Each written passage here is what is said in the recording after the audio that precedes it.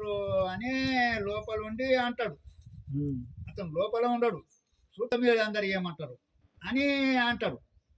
అది మనం తెలుసుకున్నదా నీ వాటి ఏమి నీవు అనవప లోపల నీ లోపల ఏమంటే భగవంతుడు ఎల్లప్ప మహారాజు ఉన్నాడో ఆ ఎల్లప్ప మహారాజు అంటాడు. ఇప్పుడు మీకు నానేమంటాడు అందుకే మీరు ఉంటే ఆవనగది ఏమంటే ఏది దుడుస్తారు అని తన లోన ఉండడు కదా. తన లోన ఉండ అతని మీకు అంటాడు. అది మీరు మీరు తెలియదు మీకు లేపుకొచ్చినాడు కానీ ఆ, లేవు శివ ఇప్పుడు తను ఉంటాడు కదా ఓ తాను తొగరం శివ అన్నాడు.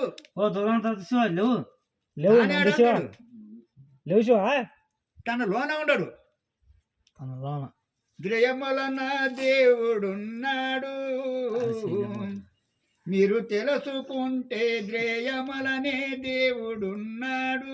ఇప్పుడు ద్రేయంలో లోపల ఉండడు. ఇప్పుడు లోపల ఉన్నాక తన కనాలంటే నా ఏకి అవుతుందా? ఎక్కడికి వెళ్ళి ఉంటావు? దూరం శివ లేవు ఎల్లప్ప మహారాజులోనే ఉన్నాక ఎల్లప్ప మహారాజుకి ఏమననికే కాదు. నేను ఏమన్నా నీడకు రాసి ఇక్కడ నీడకు రా. ఇంతవరకు ఏమన్నా అన్నానా? లోన ఉండడు. ద్రేయమలన దేవుడు ఉండడు. లోన ఉండడు. లేచిపాదుడు లోపల ఉంటాడు. ద్రేయమలన ఉంటాడు దేవుడు. ప్రతి లోపలనే ఉంటాడు. అందరి లోపల ఉంటాడు. దాన్ని పాటించాలి కదా. పాటించాలి అది. పాటించితే ఫలం లేకపోతే లేదు. అతనప్ప ఇంట్లో గద్దడం ఉండే అంటే ఏమంటివి భ్రమ సాధనం చేయాలి.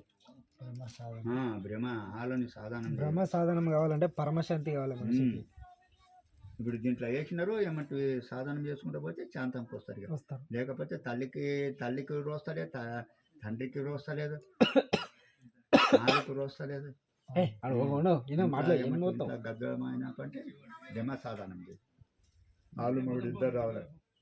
ఇంట్లో కొట్లాట జగడము కాయ అంటే ఇడికి వచ్చినారంటే ఇద్దరిని కూర్చొని పెట్టుకొని నెత్తి మీద ఆశీర్వాదం పెడితే భ్రమ కూర్చొని పెడతాం. మీ మొత్తం తాత శివ కన్నాడు రాది మా అమ్మని తీసుకొని రావాలి.